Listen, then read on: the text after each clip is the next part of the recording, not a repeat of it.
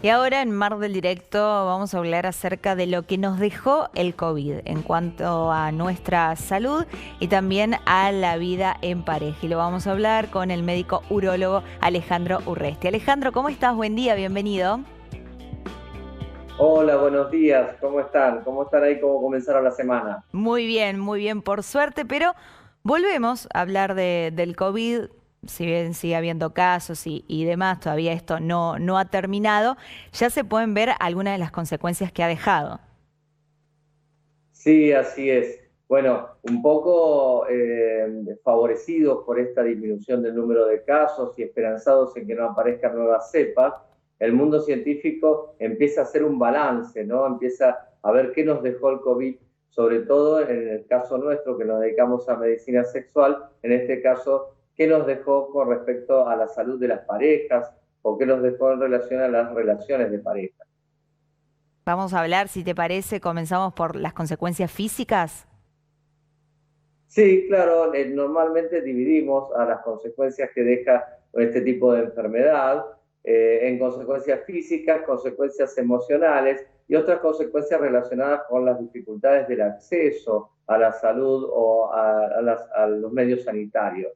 En primer lugar, las consecuencias físicas tienen que ver principalmente con lo que ha tenido, con el efecto que ha tenido el aislamiento, ese aislamiento que podría ser por la misma cuarentena, por la enfermedad, o bien también por el home office, o por el autoaislamiento que hizo muchas personas simplemente por temor a la enfermedad. Eso ha llevado a pérdida de ciertos parámetros como el aumento de peso, disminución de los controles médicos, que a su vez fueron propiciando desequilibrios en lo que nosotros llamamos factores de riesgo, que alguna vez hemos hablado como factores de riesgo cardiovascular, pero que sabemos también que son factores de riesgo para que una enfermedad como el COVID, por ejemplo, se manifieste en forma más grave.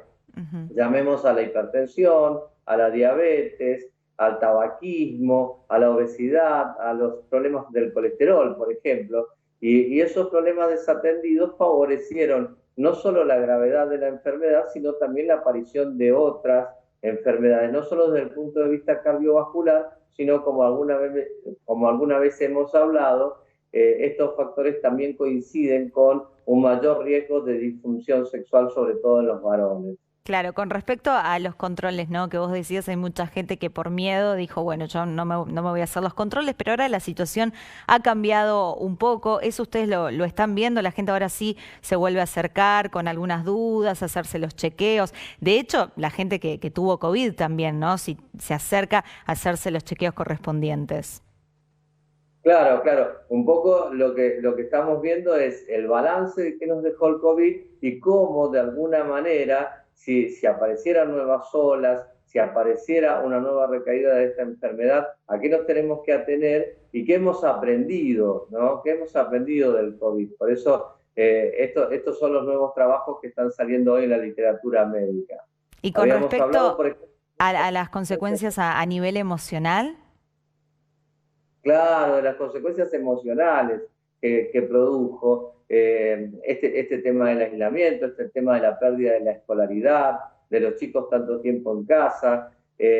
Lo que hemos notado es un aumento importante en la prevalencia de enfermedades como depresión y ansiedad, y esto relacionado a unas situaciones de estrés. Y esas situaciones de estrés no solo vinieron por el lado laboral o económico, sino también por conflictos de pareja. Y esos conflictos de pareja ocurrieron, ocurrieron sobre todo por la necesidad de compartir más tiempo juntos de forma casi obligada, ¿no? Sí. Y eso a su vez, no solo compartir demasiado tiempo con la pareja, que a veces no es tan bueno, sino también obligadamente con el resto de la familia, el cuidado de los mayores, los chicos sin colegio, como decía recién, pérdidas de espacios de intimidad.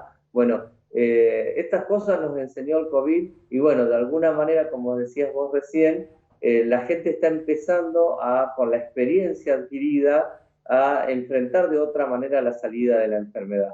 Claro, es que no sabíamos absolutamente nada, ¿no? Éramos como todo muy, muy improvisado, íbamos viendo de qué se trataba y uno también lo manejaba como podía. Además, nos invadía también el miedo, ¿no? De una enfermedad desconocida, de Sí, lo que claro, estaba claro. sucediendo en el mundo. No es para justificar si había alguna pelea en la familia o demás, pero bueno, la verdad es que el contexto no ayudaba mucho. Esto en cuanto a lo que afecta a la pareja, a la salud de las personas. Pero con respecto al acceso a la posibilidad de atendernos con un médico, de recibir asistencia psicológica, ¿qué ocurrió con eso? Sí, bueno, en ese sentido, como decíamos recién, ¿no? Lo que se priorizó de alguna manera fue la salud física. No solo lo hicieron las personas, de alguna manera disminuyendo los controles, tratando de evitar ir al hospital, ese tipo de cosas, sino, ojo que también desde el sistema de salud se priorizó la salud física porque de alguna manera estábamos un poquito desbordados. Ujú. Entonces, lo primero que se dejó de lado fueron ciertos consultorios, los consultorios de medicina sexual, las cirugías programadas, las cirugías estéticas. Bueno, fue lo primero que se perdió durante la pandemia y esto tuvo consecuencias en lo psicológico, entre eso que nosotros hablábamos recién, de ese aumento del estrés de la pareja y de la familia y de la relación familiar en ese momento. Cuando hablamos de acceso, no solo me refiero a los costos que puede tener el acceso a la salud, sino también, por ejemplo, nosotros tenemos un caso emblemático, ¿no? Teníamos un paciente que para poder seguir su terapia sexual lo hacía desde el garage de su casa en el interior del auto, porque lo que se perdió también no solo fue la intimidad, sino el poder encontrar el lugar adecuado, el lugar propicio para poder continuar las terapias. Claro, pero bueno, ahora como decíamos al principio de la nota, ¿no? Las cosas están cambiando, si bien la pandemia no ha finalizado, ya sabemos un poco cómo poder actuar, de a poco vuelve a normalizarse también la atención en los centros médicos y es importante que la gente, ante cualquier duda o si habían suspendido algún tipo de terapia, de a poco comiencen a retomarla, porque hay que tomar la decisión después de haber suspendido la terapia, por ejemplo, de volver, ¿no? Con todo lo que eso implica, doctor. Sí, por supuesto. Y tener en cuenta, por ejemplo, que, bueno, esta enseñanza que nos dejó esta primera parte de la enfermedad, y ojalá que sea la última, pero bueno, la enseñanza que nos dejó nos permite saber que como decías vos, la parte psicológica y la parte psicosexual no debe ser abandonada, no debe ser dejada de lado porque después trae sus consecuencias. Y tener en cuenta que, por ejemplo, para este tipo de terapias, la telemedicina, o las videollamadas son ideales porque no se necesita tanto el control médico lo que hace al examen del paciente, ¿no? Entonces, la posibilidad de hacerlo por telemedicina es ideal para cuando se presentan estos casos. Bien, doctor, muchísimas gracias. A ustedes, que tengan buen día. Igualmente. Ayer hablábamos con el médico urólogo Alejandro Urresti acerca de las consecuencias que ha dejado en la salud y también en la vida de la pareja el COVID-19.